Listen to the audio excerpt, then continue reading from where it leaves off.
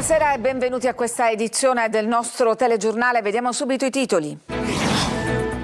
Si apre una nuova voragine a lungomare di Catania, la strada chiusa al transito, allerta arancione fino a mezzanotte. L'avviso del sindaco sui social: non uscite, ma domani le scuole rimarranno aperte. A Niscemi l'assemblea dei presidenti dei consigli regionali, serve un fondo per le calamità naturali. Intanto la procura di Gela accelera l'inchiesta sulla frana. Cede un muro ad Agrigento, una strada resta sospesa nel vuoto, allontanati i residenti che chiedono interventi urgenti. Tentata rapina violenta a un compro-oro di Palermo, i banditi sparano e feriscono il titolare. Il giovedì grasso del via, festeggiamenti più colorati dell'anno, vanno in scena i carnevali più belli di Sicilia. Le cose non dette, cast stellare nel thriller sentimentale di Gabriele Muccino, c'è anche la siciliana Miriam Leone. Calcio, Catania al lavoro per il derby di sabato a Siracusa, la squadra di Toscano pronta a rialzarsi dopo 2 giornate difficili, decisa a rilanciare la sfida al Benevento per il primato in classifica.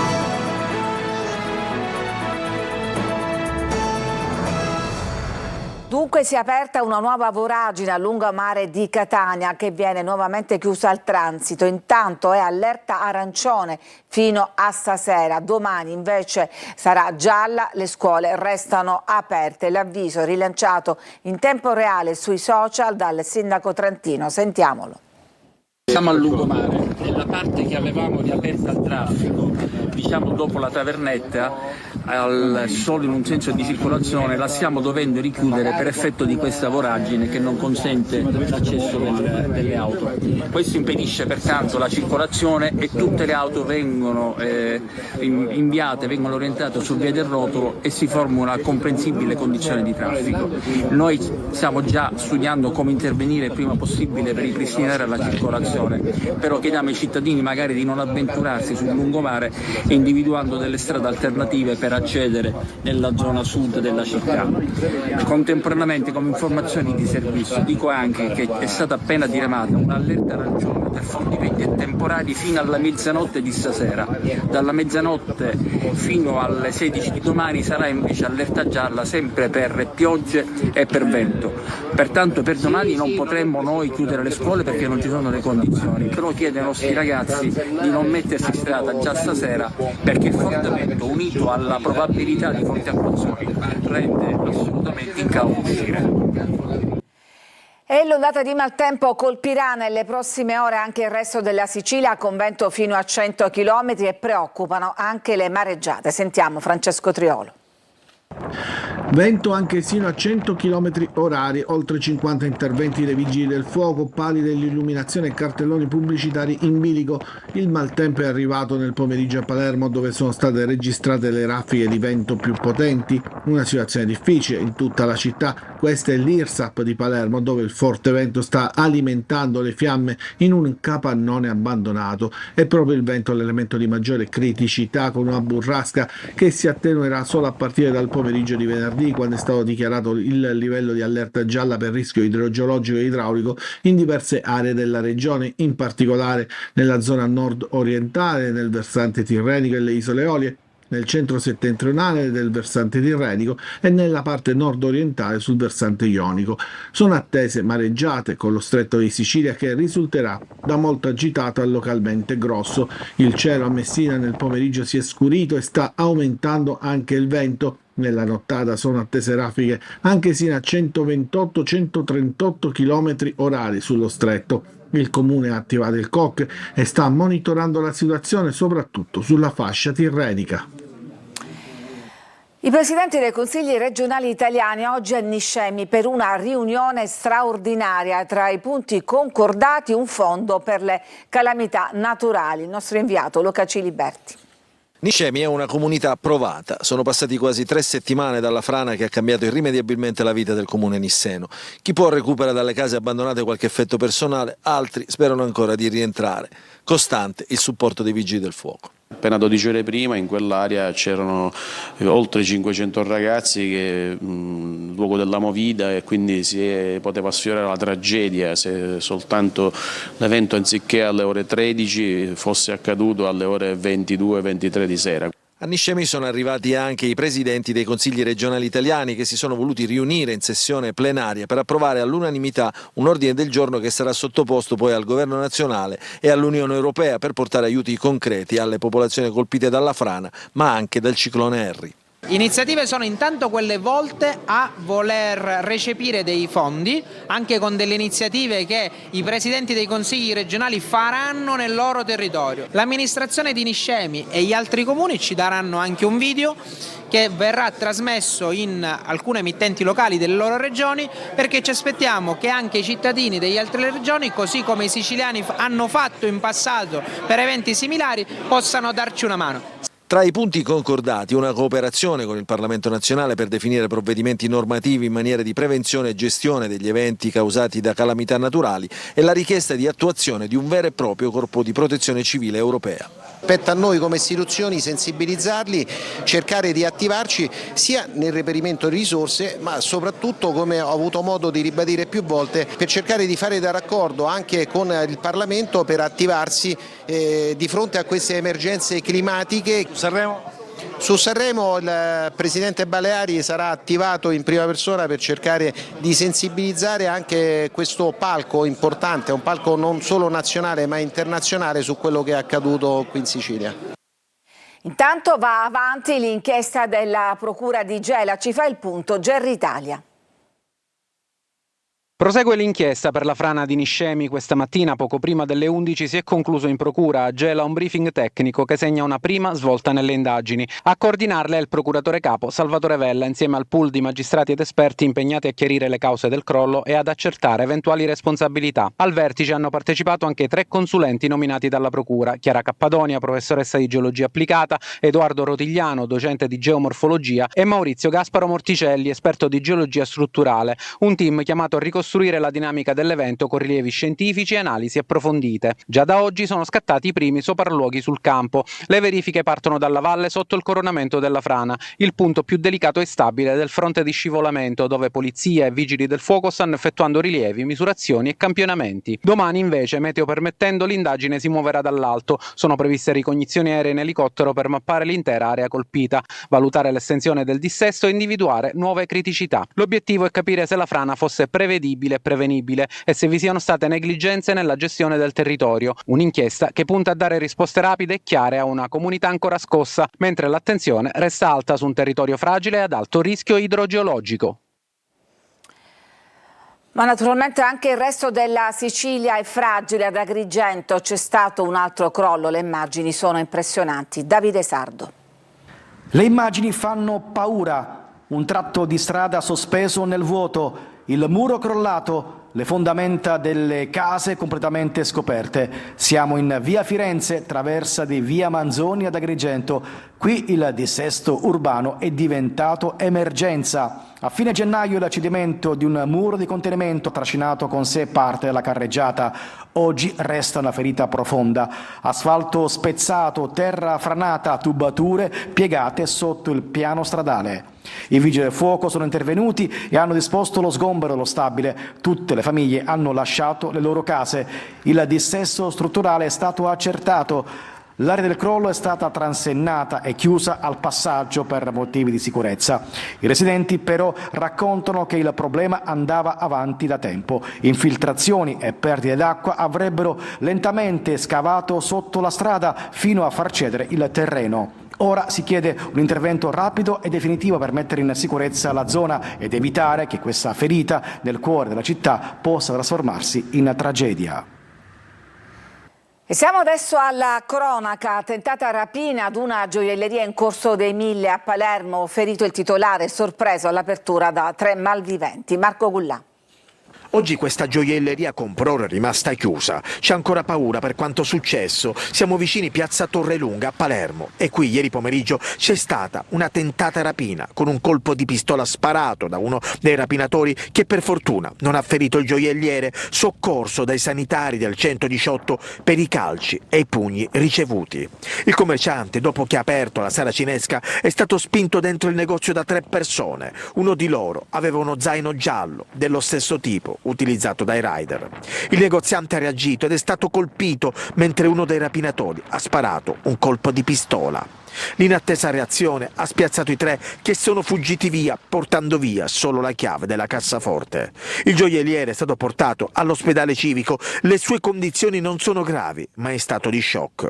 Le indagini sono condotte dagli agenti del commissariato Brancaccio che hanno acquisito le immagini dai sistemi di videosorveglianza. Una donna che non vuole essere ripresa ci dice: qui ormai sta diventando un Far West. Io dopo le 16 non esco più di casa. Esplosivi ed armi venduti anche online, quanto scoperto in un'operazione dei carabinieri partita dall'Abruzzo che ha interessato anche la Sicilia. 3 le persone arrestate fra Trapani, Aci Catena, a Lenzi, frazione di Valderici. I militari hanno scoperto un laboratorio artigianale per la realizzazione di armi e hanno sequestrato oltre 2000 ordigni. Ad Aci Catena, nel catanese, 2 uomini conservavano in un garage un vero e proprio arsenale con 680 manufatti esplosivi. Un piano studiato nei dettagli e messo in atto dopo un attento sopralluogo. Presi e indagati 2 uomini per la rapina in banca a Mineo. Eva Spampinato. Un colpo preparato con freddezza, studiato passo dopo passo, è quello che, secondo i carabinieri, sarebbe stato messo a segno nell'agosto del 2024 alla filiale della Banca Agricola Popolare di Ragusa a Mineo. Oggi per quella rapina ci sono 2 indagati, un 37enne e un 33enne di Lentini. Il primo si sarebbe presentato il giorno prima della rapina, quasi in chiusura con occhiali scuri e berretto, chiedendo informazioni generiche per osservare l'ingresso e i movimenti all'interno della banca. Il giorno dopo è tornato in un momento senza clienti. Ha divelto un pannello in plexiglass e aggredito un dipendente, afferrandolo al collo e costringendolo ad accompagnarlo alle casseforti. Forzata la porta a bussola, ha fatto entrare il complice con il volto coperto. Portati via poco più di 1.000 euro e un portafoglio dell'impiegato. I 2 sono fuggiti con un terzo uomo, che ancora non è stato rintracciato, a bordo di un'auto con targa falsa. Fondamentali per le indagini le telecamere di videosorveglianza del paese. Ci fermiamo, c'è una pausa per la pubblicità, torniamo tra poco per parlare del Giovedì Grasso che dà inizio ai festeggiamenti di Carnevale e poi dell'ultimo film di Gabriele Muccino.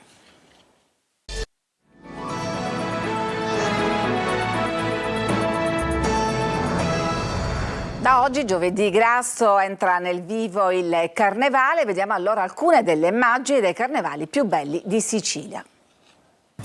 Con il Giovedì Grasso entra nel vivo la festa più colorata e vivace dell'anno. In Sicilia la tradizione del carnevale spopola in diversi comuni dell'isola con spettacoli, sfilate di carri e maschere. Quest'anno è il 12 febbraio, la data d'inizio della fase più intensa e vivace. Questa giornata dà il via ufficiale alla cosiddetta Settimana Grassa, un periodo di festa, colori e tradizioni che precede il martedì, con il clou dei festeggiamenti che chiudono anche le celebrazioni carnevalesche.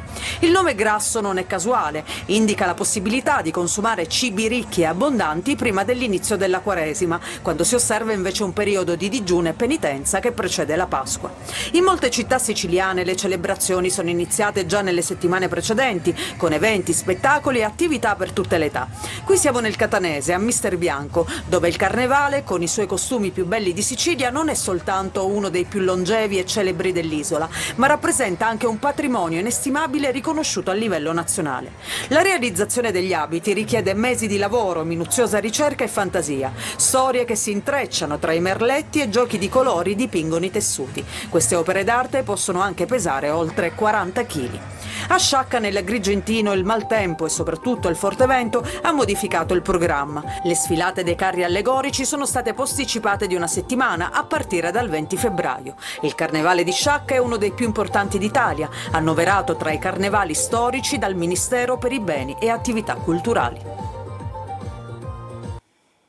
Con il suo film Le cose non dette, Gabriele Muccino firma un thriller sentimentale teso. Nel cast, tutto stellare, anche la nostra Miriam Leone. Sentiamo Eva Spampinato. Dov'eri tu? Penso spesso a quello che è successo in quei giorni. Le cose non dette è il thriller sentimentale con cui Gabriele Muccino affonda nelle crepe della borghesia emotiva italiana. Un film vero, duro, che non fa sconti a nessuno. Questo film racconta quanto sia difficile applicare la capacità di ascoltare quello che ci viene detto senza giudicarlo e lasciare agli altri la possibilità quindi di continuare a dirci quello che provano senza avere paura del nostro giudizio.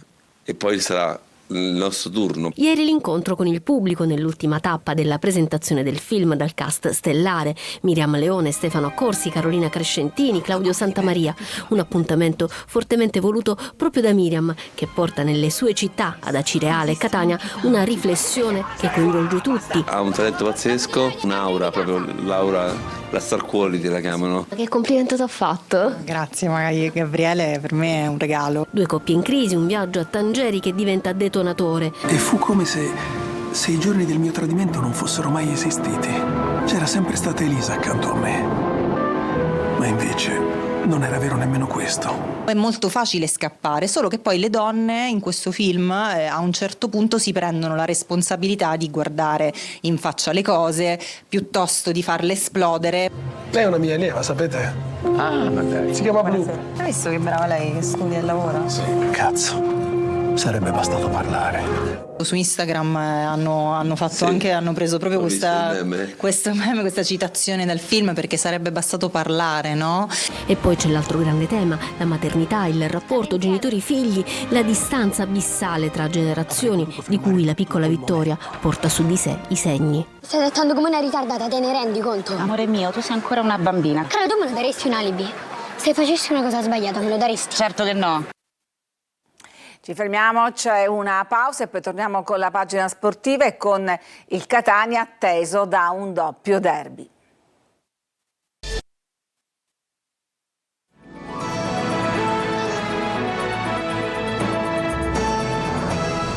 E siamo al calcio, il riscatto del Catania passa da un doppio derby sabato a Siracusa e mercoledì prossimo al Massimino contro il Trapani. Sergio Colosi. Il Catania non si arrende e rilancia la sfida al Benevento, giochi ancora aperti per la promozione diretta. Tra Sorrento e Cerignola i rossazzurri hanno perso 5 punti, ma nessuno è disposto ad alzare bandiera bianca. Sono 8 le lunghezze di distanza che potrebbero ridursi a 5 dopo il recupero di mercoledì prossimo al Massimino contro il Trapani. Prima ancora la squadra di Toscano disputerà un altro derby, sabato al De Simone con il Siracusa. A marzo gli scontri diretti che coinvolgeranno anche la Salernitana terza, staccata dalla lotta al vertice. Ci sono margini per una rimonta. Il Catania dovrà guardare anche i risultati di un Benevento che macina vittorie nel finale contro la Cavese e in pieno recupero contro Atalanta Under 23 e Picerno. Con 12 partite da giocare, 13 per il Catania, il cammino è ancora lungo e può aprire nuovi scenari. È indispensabile però, arbitraggi a parte, alzare l'asticella delle prestazioni rispetto alle ultime 2 giornate che fin qui hanno fatto la differenza. Allenamenti di mattina in vista della trasferta di Siracusa, dove mancheranno Lunetta espulsa a fine gara e Corbari diffidato e ammonito contro i pugliesi. Miceli torna disponibile al centro della difesa, possibile convocazione per Di Tacchio. È tutto per questa edizione, grazie per averci seguito, vi auguro una buona serata.